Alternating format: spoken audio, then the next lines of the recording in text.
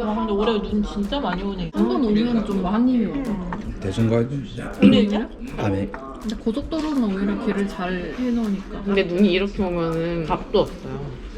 플랜 진짜 건축하고 싶어서요? 저요? 처음에는 사실 내가 할 수 있는 거 맞아. 흔들렸거든요. 내가 이거를 1, 2년을 갈 수 있을까? 이런 게 있었는데 지금은 하지 뭐 이런 할 수 있을걸? 그리고 자꾸 건물들 보다 보니까 하고 싶은 마음이 더 생기기도 해요. 콘텐츠 만들려고 하다 보니까 이 부분은 하고 싶은 마음이 있는지 어떤 건축을 그냥 건축하고 싶은 집은 짓고 싶지. 집, 내가 살 집, 내가 살 주택. 집. 어떻게 지으실 건데? 나는 지면 패시브로 줄 거야. 패시브 하우스. 패시브 건축 되게 좋은 것 같긴 한데 말이죠. 일반인이 바로 이해하기엔 어려운 영역인 것 같아요. 사실 제가 2022년 말에 패시브 교육을 들었어요. 왜냐면 그때 패시브 건축에 관심을 가지시는 분들이 꽤 계셨었거든요. 이모부께서도 패시브로 건축하시겠다고 하니 좀 더 자세히 알아봐야겠다는 생각이 들었어요. 그래서 패시브 협회 회장님을 찾아뵈러 왔습니다. 패시브 건축에 대해서 좀 더 자세히 여쭤보면 좋을 것 같다 생각을 해서 네. 이렇게 협회에 오게 되었습니다. 알겠습니다. 뭐든지 말씀해 주세요. 좋습니다. 그러면은 패시브 건축이 정확히 뭔가 간단하게 일반인도 이해할 수 있게 설명해 주시면 좋을 것 같아요. 건축은 처음부터 목적은 인간의 보호예요. 그러니까 동굴에서부터 시작했듯이 우리가 자신을 보호하기 위해서 동굴을 찾아 들어간 거잖아요. 네네. 그때는 지형지물을 이용한 거고 이제 과학이 발달하면서 지형지물을 만든 거죠. 어떤 지금의 결론이라고 보면 될 것 같아요. 그렇게 말 잘 만드는 사람들이 만들어낸 건데 원래 집을 따뜻하게 하려면 난방 설비라는 게 필요했어요. 과거에는 벽난로 떼운 것처럼. 특히 바닥 난방도 없는 유럽에서는 집안에 난로가 하나씩 있어야 됐죠. 안 그러면 겨울을 버틸 수가 없었으니까. 그러니까 과거에는 따뜻함은 곧 난로였다고요. 그러니까 집이 스스로 따뜻해지는 건 상상할 수 없었어요. 왜냐하면 단열재가 없었으니까. 비바람만 막는 거지 뭐. 네, 그냥 인간이 만든 동굴이지. 네, 그냥 동굴. 그러니까 그거는 뭔가 이렇게 장작도 넣어주고 타고 뭐 움직이잖아요. 네네. 그래서 그걸 액티브라고 불렀어요. 아, 뭔가 액션이 있으니까. 액션이 있으니까. 근데 단열재가 개발되고 단열에 대한 개념이 이론적으로 정립이 되고 그래서 건물 스스로도 굉장히 좋아질 수 있구나. 그럼 이걸 뭐라고 불러야지? 근데 이미 액티브란 말이 있으니 반대말로 쓰자.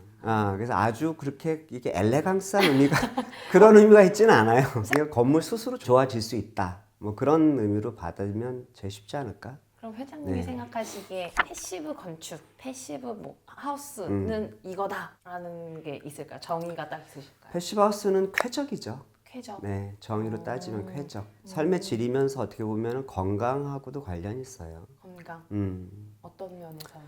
그러니까 건물이 모든 걸 지배한다고는 할 수는 없겠지만 예를 들면 조선시대 평균 수명하고 지금은 다르죠. 지금의 평균 수명이 다르듯이 그건 뭐 의학의 발달도 있지만 삶의 질하고도 관련이 있잖아요. 위생하고도 관련이 있고 있죠, 있죠. 근데 그 중에서 제가 맡은 파트는 건축일 뿐인 거고 그러니까 의사 선생님이 치료와 진료 열심히 하듯이 그러니까 저는 건축을 열심히 하는 거지. 그 열심히 하는 거에 궁극적인 목표 거죠. 패시브하우스는 그러니까 쾌적이라는 거지.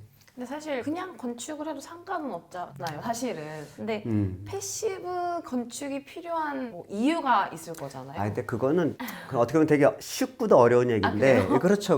왜냐면 동굴집밖에 없을 때 야 이거면 되지. 여기서 만족하면 되지. 움막을 왜 줘?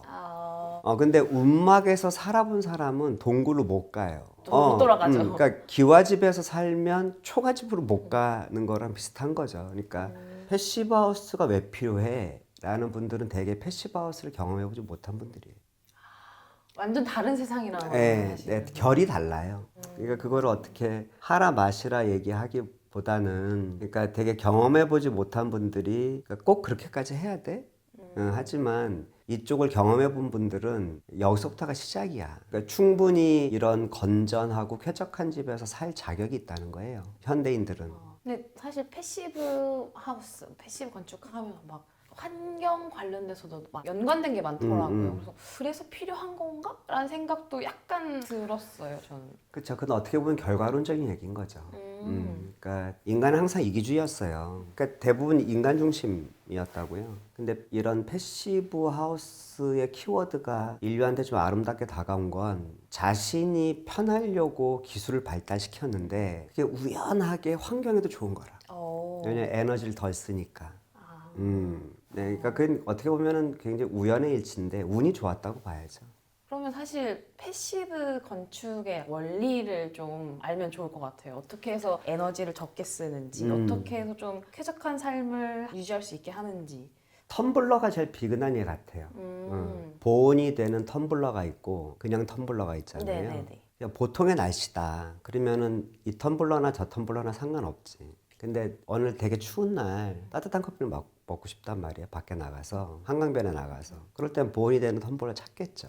어떤 기후적 상황 거기에 패시버스가 좀 버틸 수 있는 근거가 되는 거죠. 과학적으로는 그러니까 그러기 위해서는 텀블러가 보온이라고 하는 역할을 하듯이 건축이 보온이 될 수 있다는 거죠. 근데 그렇게 생각할 수 있어. 반대로 그럼 기존 집들은 보온이 안 된 건가? 그죠? 따뜻하게 잘 살고 있는. 그렇지. 근데 따뜻한 물이 2시간 가냐 6시간 가냐는 큰 차이거든요. 한번 딱 들었을 때. 그렇죠. 큰 차이인 거지. 이제 그런 패시브 하우스가 되는 요인들, 갖춰야 되는 그죠. 조건들이 여러 개 있는데 그걸 좀 알려주시면 좋을 것 같아요. 그러니까 맨 처음은 기밀이죠. 기밀. 텀블러는 공장에서 생산을 하니까 어느 하나 세지 않을 수 있는데 건축은 그렇지 않잖아요. 다 수작업인데. 네. 그래서 사람 손으로 할 수 있는 어떤 최상의 수치 그런 거 범위를 정해놓은 거죠. 이만큼은 맞춰주자. 그렇죠. 최소한 이 정도는 해야 되는 거 아니냐. 그리고 그게 어떤 뼈를 깎는 노력이 필요한 것도 아니고 얕은 지식 그리고 성실함 정도면 충분히 달성할 수 있는 목표친 거죠. 그래서 대부분 단열을 먼저 얘기하는데 그렇지 않아요. 저도 사실 단열 먼저 생각했거든요. 네, 그렇지 않아요. 기밀이에요. 어... 예를 들면 겨울에 창문 열고 자. 미친 짓이죠. 그렇죠. 미친 짓이죠. 그 집에 단열을 아무리 잘해도 소용이 없는 거예요. 그럼 보통 집이 과연 창문이 열려 있는 것만큼 틈새 바람이 많냐? 맞아요. 그만큼. 네, 그건 이미 논문으로도 증명이 된 거예요. 그럼 에너지가 줄줄줄 그렇지, 새고 새고 있는 있는 건데요? 거지. 그러니까 오. 건축은 단열보다 기밀이 우선이에요. 기밀한 조건이 갖춰지고 그다음에 단열인 거죠. 그 다음에 단열. 네. 그다음에 환기로 들어가야 되는데 환기는 뒤에 또 얘기할 테지만 환기에 대한 많은 오해가 그러니까 제가 듣는 가장 황당한 표현이 그거였어요. 패시브하우스 너무 비논리적이다. 왜 비논리적이냐면 억지로 집을 기밀하게 해놓고 네. 그걸 못 참아서 답답해서 환기장치를 넣는 집이다. 굳이 기밀하게 해놓는다고 해놓고서 왜 환기를 시켜? 그렇지. 이렇게 하는구나. 그러면은 그 논리를 벗어나면 환기도 필요 없고 기밀도 필요 없는 거. 그게 제가 들은 얘기 중에 제일 황당한 얘기였어요. 왜 황당해요? 일단 확 와다. 확 와다니까. 그래 충분히 그래 그럴 수도 있겠네. 그러니까 이게 반대를 설명하려면 왜 어렵냐면 되게 많은 얘기를 해야 돼 사실은. 그래서 어려운 거예요. 근데 그러기에는 외부 공기질이 너무 안 좋아요. 내부 공기질을 좋게 유지하고 싶어서 끌어들이지만 밖에도 이미 안 좋은 이미 안 거고. 좋은 거죠. 그리고 열려 있다는 얘기는 소리도 들어온다는 얘기거든. 공기가 들어온다는 얘기는 소음이 들어온다는 얘기예요. 그러니까 우리가 왜 아까 전에 경험한 분과 경험하지 못한 분의 차이가 크다고 얘기했냐면 그냥 우리는 일상인 거죠. 바깥에 차 소리, 사람들이 싸우는 소리, 샤워하고 나왔을 때 그 차가움. 맞아. 네, 그런 것들이 이제 어릴 때부터 이제 일상화돼 있는 거니까 어떻게 보면 그게 노말인 거죠. 그러니까 노말한 분들한테 지금까지 잘못 살았어요 라고 얘기하는 듯한 약간 미안함도 있고 하기 때문에 딱히 거기에 대해서 반발을 그러니까 안 그러면 막 때려서만 가르쳐야 되는데 너 이거 맞아 이럴 순 그러니까, 없으니까. 그럴 순 없으니까. 근데 그 전에 이미 먼저 이해해야 되실 건 패시브하우스가 아니더라도 요즘 집이 이미 충분히 기밀해요. 충분히 기밀하다는 건 어떤 의미냐면 쾌적하기 위해서는 부족하지만 건강을 잃을 정도로는 기밀해요. 잃을 정도로 기밀하다? 건강을 잃을 정도로는 기밀해요. 그러니까 보통 우리가 실내 공기질을 얘기할 때 대표적인 게 휘발성 유기화합물을 얘기하거든요. 네네네. VOC라는 건 들어봤죠. 대표적으로 포르말데히드 같은 물질. 아, 네네. 건축 자재에서 포르말데히드 같은 유해한 가스를 0으로 만드는 건 거의 불가능해요. 모든 건축 자재는 합성 소재이기 때문에 합성 소재는 본드라는 게 개입되고 본드의 주성분이 포르말데히드거든요. 그러니까 방출될 수밖에 없어요. 두 번째로는 인간은 숨을 쉬잖아요. 폐는 산소가 필요하고 이산화탄소를 내뿜고. 그러니까 두 가지가 합쳐져서 인간의 건강을 해친다고요. 근데 옛날 집은 틈새 발언이 너무 많아서 다 나갔구나 그것들이. 되게 해결된 거야 스스로. 지금 집은 충분히 기밀성이 올라왔어. 건강을 잃을 만큼은 네. 그게 나가지 못하는 못한 거잖아요. 거지. 아. 하지만 따뜻하기엔 또 부족한 애매한 상황인 거예요 지금. 그래서 일찌감치 선진국에서는 그 아이러니를 파악한 거죠. 따뜻하지도 않고 몸은 안 좋아지고 그래서 환기장치를 일찌감치 의무화했어요. 이 법으로. 애매함을 해소하려고. 그렇다고 집을 과거스럽게 만들 수는 없잖아요. 그죠. 네, 다 열어 이렇게 할 수는 그렇죠. 없는 할 수 없는 거죠. 그러니까 한 발짝 더 앞으로 나간 거죠. 그러니까 환기장치를 그냥 의무화하자 법으로. 그러니까 패시브하우스란 개념이 나오기 전부터 환기는 의무였어요. 아 이제 이해가 됐어요. 왜 필요한지. 유럽에서 말하는 패시브 건축이 있고 한국에 맞는 패시브 건축이 있잖아요. 어떤 차이가 있어요? 이름에는 가치가 없어요. 그러니까 독일의 패시브하우스나 우리나라 패시브하우스나 똑같아요. 다만 독일에 지어진 패시브하우스를 뜯어다가 우리나라에 놓으면 안 되는 거지. 그날의 각각의 기후에 맞게끔 기준이 만들어지거든요. 그러니까 우리나라의 패시브하우스는 우리나라의 기후에 맞게 기준이 만들어진 거예요. 그러니까 쟤도 패시브하우스고 이쪽도 패시브하우스지만 같은 건 아닌 거지. 그러면은 요새 건축하고 네. 패시브 건축하고의 차이도 있나요? 근데 사실 거의 없어요. 그러니까 패시브하우스는 되게 문턱이 낮아요. 어떻게 보면. 되게 빡빡할 거라 생각했는데. 네네. 그런데 그렇지 않아요. 왜냐면 아까 환기랑 비슷해요. 그러니까 현대건축 역사가 100년 정도 됐잖아요. 그러니까 100년 동안 겪을 수 있는 하자란 하자는 다 겪었거든요. 겪으면서 각국은 그 국가의 기준이란 걸 만들어 왔고 그러니까 기준에 의해서 지으면 패시브하우스하고 98%가 비슷해져요. 2%밖에 차이 안 나는 네. 거예요. 실제 공사비도 그래서 되게 많은 분들이 놀라는 것보다 한국의 패시브하우스를 좀 반대로 속된 말로 까면서 하는 얘기가 아니 유럽은 5% 10%밖에 안 비싼데 왜 우리나라는 20, 30%가 비싸냐 패시브하우스가 뭔가 좀 많이 남겨 먹으려고 그러는 거 아니냐. 근데 그렇지 않아요. 그러니까 아까 얘기했듯이 기준을 지키면 패시브하우스나 일반 집이나 거의 동일해지거든요. 사실 큰 차이는 없어요. 근데 우리나라가 그렇게 차이가 벌어진 건 우리나라 소규모 건축물 시장이 그 기준에 의한 시장이 아니었기 때문에 쉽게 얘기하면 국가 표준 시방서가 있거든요. 아 그렇죠. 기준이 있죠. 네. 엄청 두꺼운 책이 있어요. 우리나라 소규모 건축물 시장에 계신 분 중에 그 표준 시방서를 단 한 번이라도 읽어본 분이 몇 분이나 있는가. 사실 그 표준 시방서대로 했으면은 거의 비슷하게 되는 네, 거잖아요. 패시브하우스랑 거의 근접해지는 거예요. 근데 그게 아니고 난 이렇게 했었어. 그러니까 지금까지 그렇게 해왔으니까 앞으로도 그렇게 해도 된다는 거겠지. 조금 씁쓸한 얘기네요. 요것만 해도 또 한 편이에요. 쭉 나오는구나. 왜냐하면 그분들도 할 말이 있거든. 그리고 우리나라 시방서라는 게 70년대 이후로 만들어진 중대형 규모의 건축물을 대상으로 만들어졌어요. 소형은 없군요. 살짝 입맛이 안 맞아. 근데 그렇다고 해서 그게 정말 소규모 현장에서는 쳐다도 볼 필요가 없는 거냐? 전혀 그렇지 않거든. 당연히 봐야 되고 알아야 되는 것들이에요. 근데 그게 서로의 핀트가 안 맞았던 거지. 그러니까 우리나라가 어떤 기준에 의한 건축에서 좀 너무 멀리 있었고 그러다 보니까 기준을 지키지 못한 게 아니라 기준을 지키지 않으니까 패시브하우스 공사비가 많이 올라간 것처럼 차이가. 보이는 것 뿐이에요. 그냥 착시 현상인 거지. 사실은 패시브하우스 건축의 공사가 맞는 거잖아요. 그렇죠. 왜요? 어제 그 쌓아온 탑 위에 패시브는 숟가락만 얹은 거예요, 그냥. 그래서 사실 과학적으로 그렇게 대단한 성취도 아니에요. 패시브하우스. 그래요? 저는 대단한 성취라고 생각했어요. 저 회장님 약간 음. 패시브 외길 인생. 이 야, 사람은 아니. 뭐지? 이러면서 너무 궁금했거든요. 아니, 물론 만드신 분들은 존경해야지. 당연히 이걸 이론적으로 정립하고 실험하고 또 실증 건물도 만들어보고 한 분들은 앞서 계신 분들은 되게 존경해야죠. 네. 근데 저같이 뒤따라가는 양반들은 그냥 숟가락만 얹은 거야. 뒤따라간다 표현하셨는데 어쩌다가 패시브 건축의 길을 가시게 되는 거죠? 제가 되게 무계획적 인간이에요. 그래요? 남들은 1월 1일 날 금연이라도 하자. 저는 그런 인간은 아니거든요. 아 그래요? 네, 그러니까 나는 뭐 예를 들면 올해의 목표도 그러지만 5년 후에 뭘 해야겠다, 뭐 10년 후에 뭘 해야겠다. 한 번도 평생 그런 걸 해본 적이 없어요. 그러니까 제가 패시브하우스를 하게 된 건 정말 궁극의 우연이에요. 그 우연이 어떤 일이었었던 걸까요? 그러니까 제 멘토가 계세요. 독일에서 오랫동안 공부도 하고 실무도 하신. 근데 그분은 설비를 전공한. 설비. 네네. 근데 패시브하우스는 아주 폭넓게 얘기하면 설비의 한 분야일 수도 있거든요. 그럴 수 있겠네. 되게 정교한 설비 계산, 집합 뭐 이런 게 계산으로 나오는 네네. 거니까 일단 부하라고 하는 개념에서 나온 거니까. 근데 그분이 독일 생활을 청산하고 우리나라에 왔는데 너무 좋은데 표현하지 못한 패시브하우스를 우리나라에 실현하고 싶은 거예요.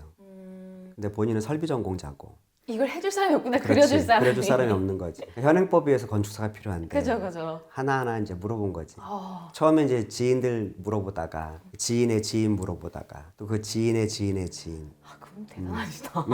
몇 번째셨어요? 그래서 저한테 온 게 17번째.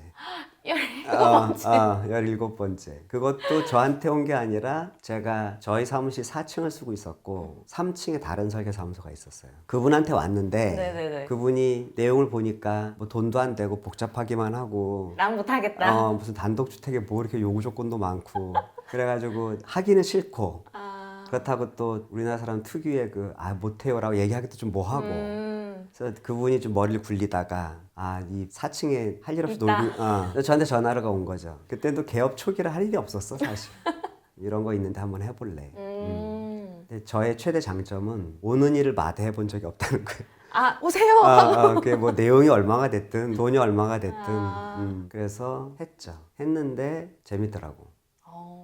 저의 삶은 정말 그날 이전과 이후가 다른 것 같아요. 그 전엔 어떠셨는데요? 그 전에는 디자인에 목숨을 걸었어요. 공간, 깊이 그런 거에 목숨 걸었어요. 그래서 정말 투어도 많이 다니고 아무튼 그랬죠. 근데 이걸 안 다음에 내가 뭘 느꼈냐면 내가 디자인 한다고 한 게 결국은 나를 위한 디자인이었구나. 거기 들어가서 생활한 사람을 배려한 게 아니라 그런 디자인이 아니었구나. 말은 그렇게 하지. 당신이 사는 공간의 어떤 풍족함, 바라보는 시선 다 그게 내가 주는 선물이야 처럼 얘기를 했지만 결국은 그게 나를 위한 디자인이었다는 거죠. 극단적으로 표현하면. 두 번째로 한 건 뭐냐면 디자인이 필요 없는 따뜻함만을 원하는 사람들도 있을 거 아니에요. 그죠. 그런 사람한테 내가 디자인을 강요를 한 거야. 이 정도도 충분히 따뜻해라는 핑계로 아름다운 건물에서 사셔야죠. 따뜻하기도 하고 아름다워요 라고 속인 거지. 근데 그 속였다는 걸 몰랐지. 그 당시에. 왜냐면 다들 이 정도로 추운 거 아니야? 근데 그렇지 않다는 거죠. 많은 깨달음이 있었죠 하면서. 재밌기도 하고 사실 어렵기도 했을 것 같아요. 뭐 공부할 양이 엄청 많잖아요. 엄청나게 많았죠. 근데 한때 디자인에 목숨 걸었듯이 뭐 이쪽도 목숨 거는 데는 너무 어렵진 않았어요? 한번 파봤으니까. 한번 파봤으니까. 근데 개인적으로 재밌는 경험이었어요. 그래서 어쨌든 결론적으로는 우연의 일치다. 제가 패시브하우스를 하게 된 건. 주변에서 보기에는 보편적으로 건축 잘 하다가 갑자기 벼랑간 패시브 하우스 한다고 하고 패시브 건축 한다고 하면은 좀 반응이 달랐을 것 같아요. 어땠어요? 다르기도 하죠. 근데 듣는 얘기 중에 제가 좀 기분이 나쁜 얘기가 제 친구들이 넌 운도 좋다. 지금 이게 대세잖아. 대세잖아까지 막 얘기했어요? 그런 얘기 하면 좀 기분 나쁘죠. 당연하죠. 내가 한 노력이 야. 정말 우연으로 저한테 왔지만 정말 열심히 했거든. 그 열심히 한 이유가 또 다른 데 있어. 그러니까 이걸 공부하다가 제가 느낀 게 뭐냐면 선진국이 왜 선진국이냐. 독일 기술을 매년 돈 주고 가져와도 돼요. 상관없잖아 사실. 네네네. 다 열린 세상인 거고 그냥 독일에 인증 맡겨서 우리나라 전체 건물이 독일 인증 다 받아도 돼요. 상관없어. 근데 그러면 선진국이 못 되는 거지. 과거에는 숨겨진 기술이니까 그렇게 한 국가가 선진국에 돈을 지불해 가면서 뭘 하는 게 그럴 수밖에 없었어. 근데 지금은 패시브하우스 기술이라는 게 논문으로 다 나와 있고 활용할 수 있죠. 다 우리가. 네, 소프트웨어도 다 나와 있고 그러니까 깊이 파기만 하면 내 것이 되는 세상이잖아요. 그죠. 그러니까 독일에 굳이 돈 줄 필요 없이 우리 스스로 할 수 있다는 거예요. 그러니까 이게 좀 시덥지 않은 의무감 같은 게 생긴 거지. 근데 그 단어밖에 별로 표현할 게 없는데 뭔가가 얹혀졌군요. 그치, 그러니까 어릴 때 책 잘못 읽은 죄로 뭔가 우리나라도 여기서 한 발짝 더 나갈 수 있다는 믿음 같은 게 생긴 거지. 네. 그게 생겨서 공부했다기보다는 공부를 하다 보니까 아, 선진국이 이런 식으로 해서 잘 먹고 잘 사는구나. 우리라고 못할 게 뭐야?